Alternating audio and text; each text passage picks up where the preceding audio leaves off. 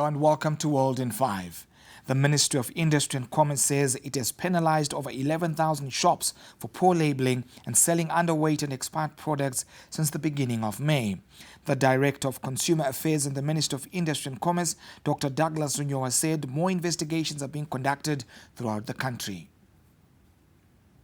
Educating individual companies, we visit them, and in certain cases we've had to apply penalties on them. I think during the month of May alone, our Trade Measures Department has inspected 5,104 products for weight and labeling, and they've issued 11,030 penalties on non-compliant products. In the certain markets, in Mutare, for example, we've had to recall some rice which was being sold without proper labeling. And we have also prosecuted 1,309 businesses for various offenses such as selling expired products, and have referred some of them for prosecution by the police.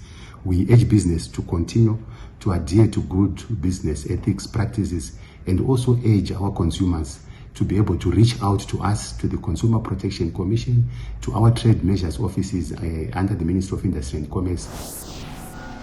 Denmark's ambassador-designate Elsebeth Sondergaard Krone says while the mission is to improve economic cooperation with Zimbabwe, they largely operate within EU guidelines or position on Zimbabwe. She was speaking after meeting President Emmerson Mnangagwa at State House, where she presented her credentials.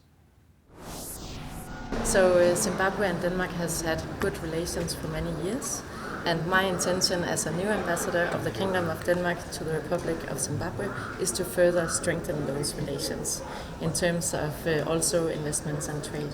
Some of the areas that Denmark has very good companies and very good experience in is the area of agriculture and energy. So Denmark is a member of the European Union, and the European Union has advised its companies not to sell arms to Zimbabwe. So as a part of the European Union, we agree on that. So that's being negotiated via the European Union. Several people, among them students, cheated death in a road accident involving two haulage trucks, a commuter omnibus and a Honda Fit vehicle along the Harare-Chirundo highway last night. According to witnesses, a truck headed towards Harare side-swept three vehicles, all going in the opposite direction.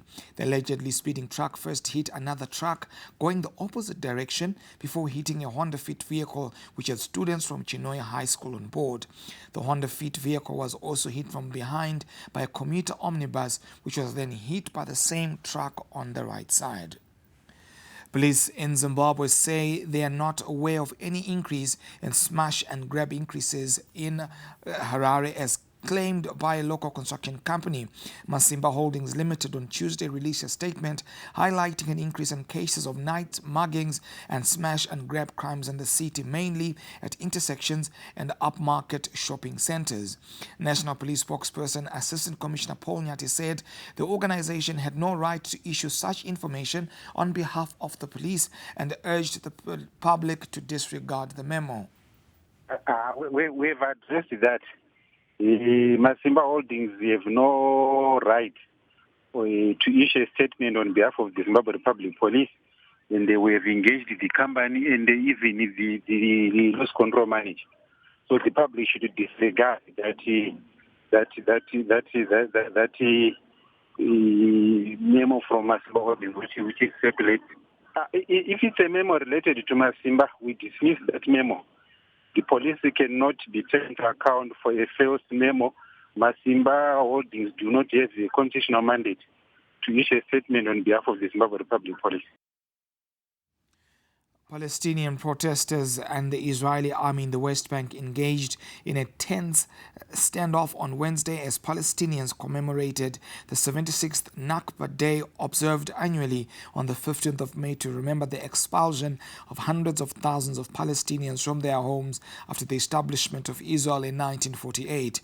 The anniversary often brings tensions as Palestinians believe that their ancestors were displaced from their homeland.